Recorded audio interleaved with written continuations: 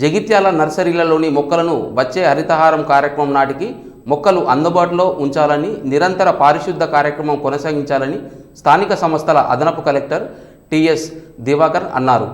మెట్పల్లి మండలంలోని పలు గ్రామాలలో నర్సరీలు, ఆదర్శ పాఠశాల పనులను తదితర కార్యక్రమాలను ఆయన పరిశీలించారు.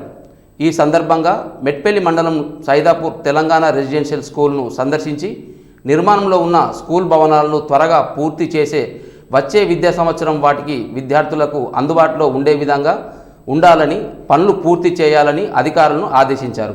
అలాగే చింతల్పేట చెవులమద్ది వెల్లుల్ల గ్రామ పంచాయతీ నందు నర్సరీలను, రోడ్లను, డ్రైనేజీలను పరిశీలించారు.